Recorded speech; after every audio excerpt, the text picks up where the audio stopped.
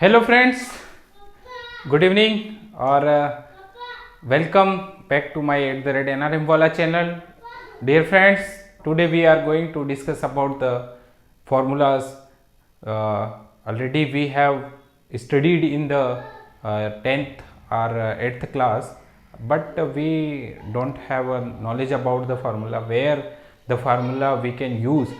So dear friends, today we are going to about the formulas of the cylinders, cone, rectangular, square and circle. So बने रहिए मेरे इस @NRM वाला channel में. और देखिए कि हम जो पढ़ते हैं 8वीं क्लास में, तब हमें बिल्कुल समझ में नहीं आता था कि ये जो सिलेंडर, कोण और ये जो हम आज पढ़ रहे हैं, इसका हमारे जीवन में कहाँ उपयोग होगा. तो वही आज हम जो है जानने जा रहे हैं कि उसका उपयोग कैसे किया जाता है. तो प्लीज़ आप मेरे इस चैनल को सब्सक्राइब करें और वीडियो को अंत तक देखें, तब आपको समझ में आएगा कि कैसे हम लोग जो है किसी भी फार्मूला का उपयोग करते हैं. तो दोस्तों, हमने अगर बात करें तो हमारे एजुकेशन में हमने सिलेंडर का फॉर्मूला पढ़ा, इसके बाद सर्कल का फॉर्मूला, रेक्टेंगल का फॉर्मूला, ट्रायंगल का फॉर्मूला, राइट, और कोन जिसको हम शंकु बोलते हैं. ऐसे कई सारे जो हमने फॉर्मूलास को रीड किया है. पर आप देखिए कि फॉर्मूला कहाँ उपयोग होता है. आपको पता होगा कि इसके आकार कैसे होते हैं. तो सिलेंडर का आकार आपने देखा होगा कि इस तरीके से जो है सिलेंडर होता है, और इसको हम जो है हिंदी में अगर बात करें तो हम इसको बेलनाकार बोलते हैं. मतलब बेलन के आकार का जो होता है वो बेलनाकार होता है. ऐसे ही अगर सर्कल की बात करें तो ये सर्कल होता है, ये सर्कल होता है, और ये जो है रेक्टेंगल है,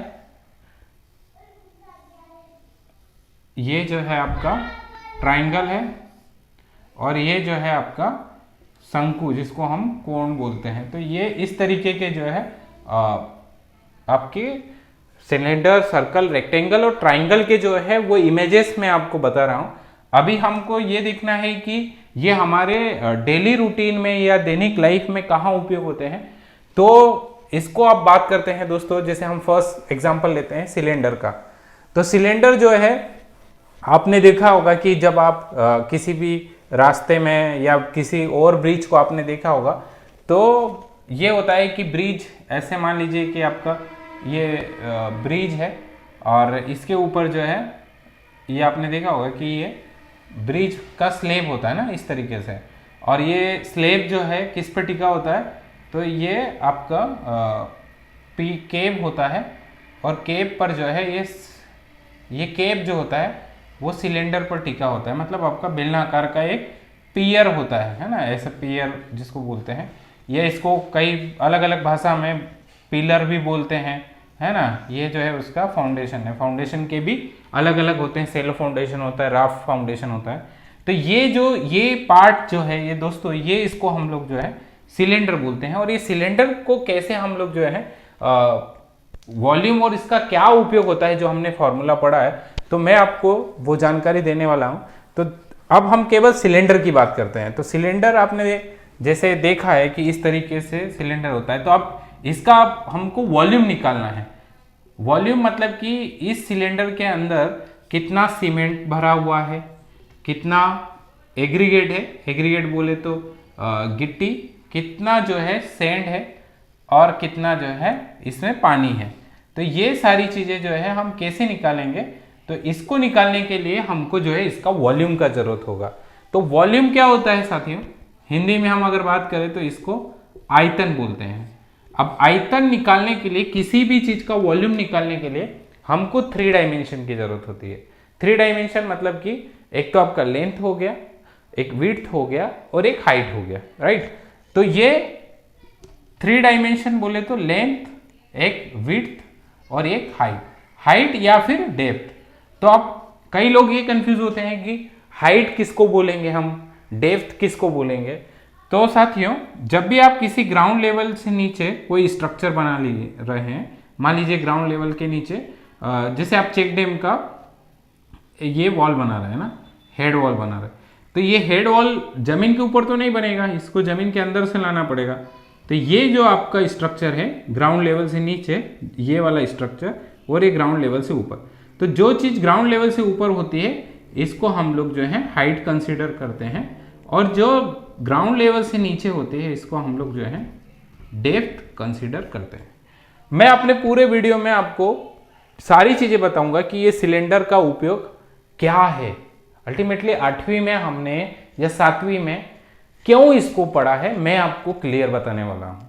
तो ये जो है सिलेंडर, आजकल के जो बच्चे अगर फॉर्मूला पढ़ रहे होंगे तो उनको क्लियर समझ में आएगा कि हाँ ये सिलेंडर को मैं इसलिए पढ़ रहा हूं, इसलिए मैं इसका फॉर्मूला याद कर रहा हूं ताकि ये मेरे जो है भविष्य में काम आने वाला है। तो ऐसे ही जो है सिलेंडर की अगर बात करें तो हम इसमें गिट्टी रेत कैसे निकालेंगे, कैसे उसको जो है कैलकुलेशन करेंगे, तो हमको आप इसके फॉर्मूला को लेकर हम बात करेंगे। तो सिलेंडर का दोस्तों फॉर्मूला होता है वॉल्यूम निकालने के लिए, इसका वॉल्यूम होता है पाई आर स्क्वायर एच। एच मतलब कि इसका हाइट, जितना भी आपका पिलर का हाइट है वो हमारा हो गया हाइट। तो पाई क्या होता है, पाई का एक कांस्टेंट वैल्यू है जिसको हम 22/7 भी उपयोग करते हैं, या फिर 22/7 को दशमलव में अगर लिखना हो तो 3.14 हम लिखते हैं। आ रहा है समझ में आपको? तो ये 3.14। अब आर इसमें क्या है, तो आर जो होता है वो है रेडियस। रेडियस जिसको हम त्रिज्या बोलते हैं। तो अगर मान लीजिए कि आपका ये सिलेंडर है तो इसका रेडियस क्या होगा, ये आर होगा, ये क्या हुआ एच हुआ, और पाई का वैल्यू जो है कांस्टेंट है, तो ये आर और ये एच। अब अगर मान लीजिए कि हम इसको फार्मूले को चेंज करके लिखते हैं, आर की जगह जो है या फिर आर क्या होता है, तो आर को हम बोल सकते हैं कि ये जो है डायमीटर है ना, मतलब आपका आर का 2 भाग होगा, d/2 is equal to are. मतलब ये वाला जो पूरा है वो आपका d है, ये डायगोनल है, और ये जो है आपका r है। तो ये सिलेंडर को आपने जैसे पिलर या खंबा जो भी हम लोग बोलते हैं वो तो हमने देखा ही, पर एक आपने ये भी देखा होगा कि जनरली हमारे खेत में कुआं होता है ना, कुआं जिसको हम वेल बोलते हैं, डग वेल बोलते हैं, तो कुएं का आकार भी हमारा सिलेंडर ही होता है। तो कुएं का कैलकुलेशन भी हम कैसे निकालेंगे वो सारी चीजों को लेकर हम बात समझ रहे हैं। तो ये हो गया आपका त्रिज्या, त्रिज्या इज इक्वल टू d/2। तो ये अब हमको एक मान लीजिए कि एक कुएं को लेकर हम एग्जांपल ले रहे हैं ना, तो आपका जो है डग वेल, एक डग वेल है।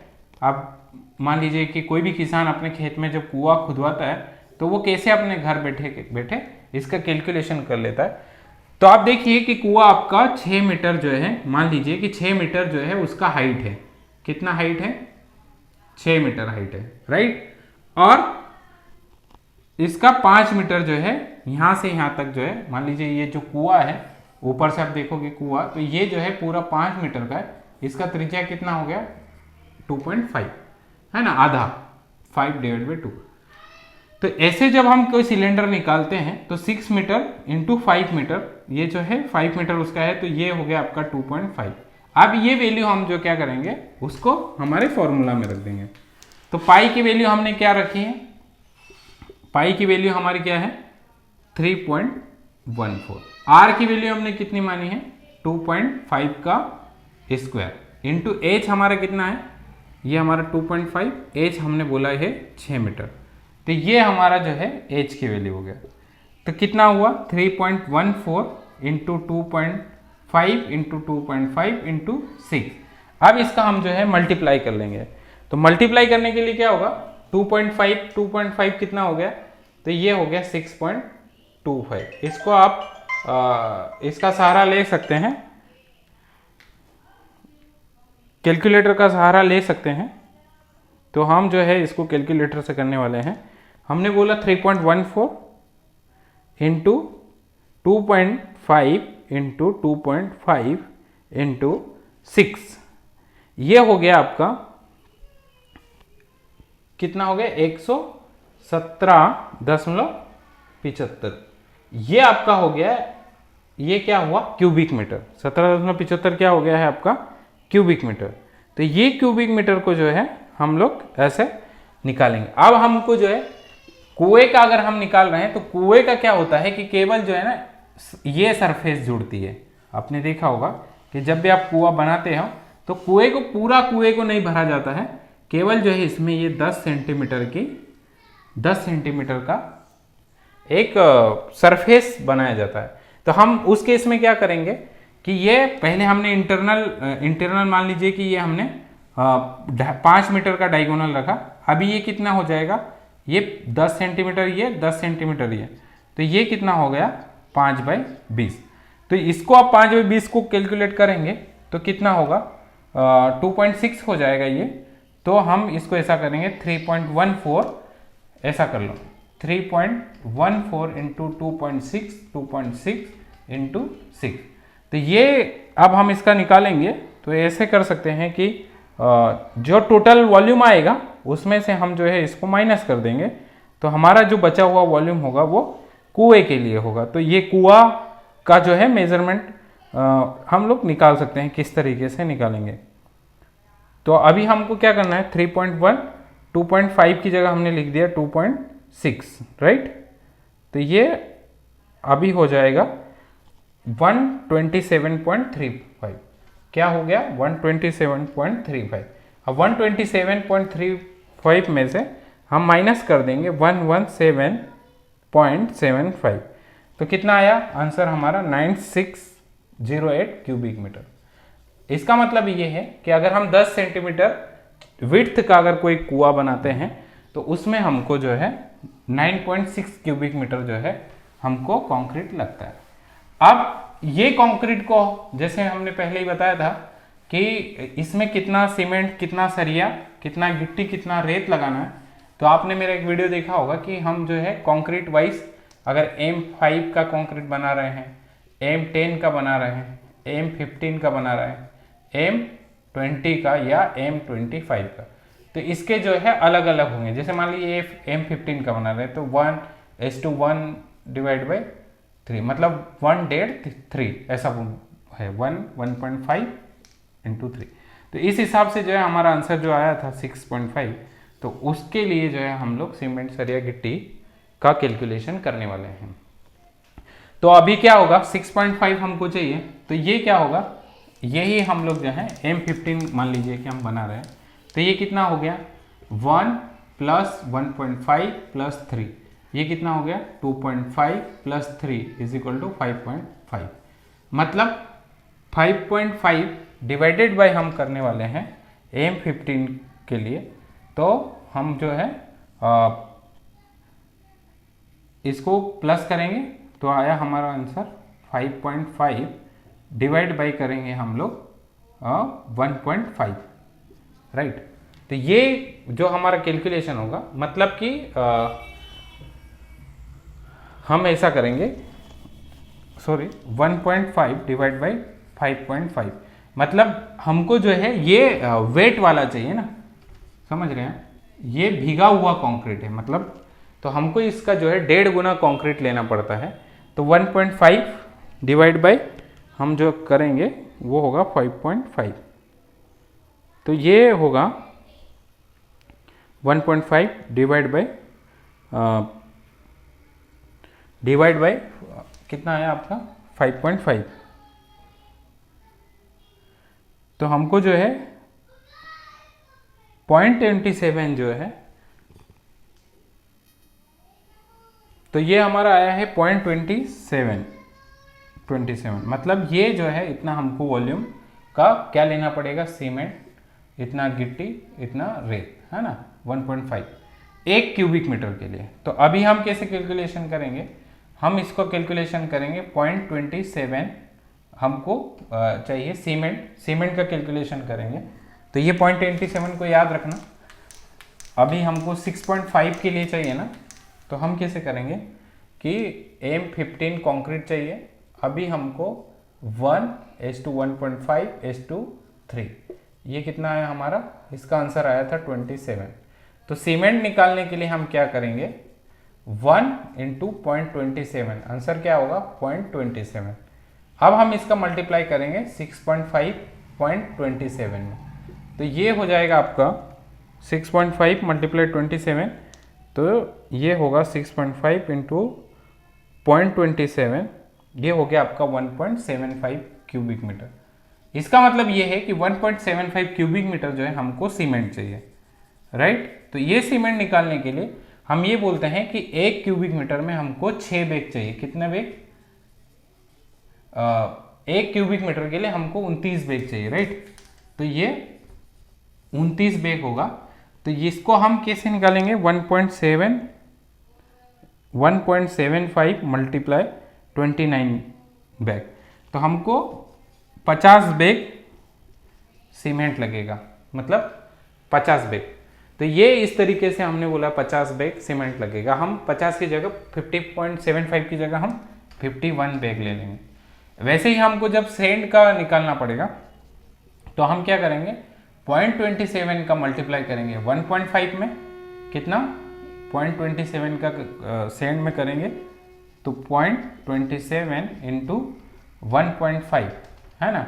फिर जो आंसर आएगा उसका मल्टीप्लिकेशन करेंगे हम लोग 6.5 में, तो ये होगा आपका 0.27 इंटू 1.5 इंटू 6.5, तो ये आपका आया 2.63, राइट। तो 2.63।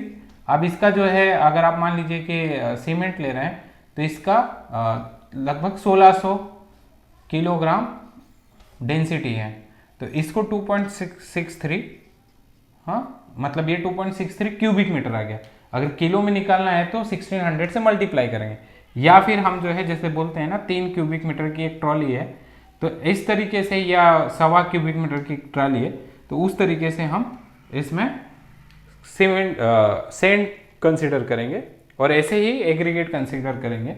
मतलब सीमेंट 1 गुना होगा, 1.5 गुना आपका रेत होगा, और 3 गुना जो है आपका कंक्रीट होगा, आपका गिट्टी होगा।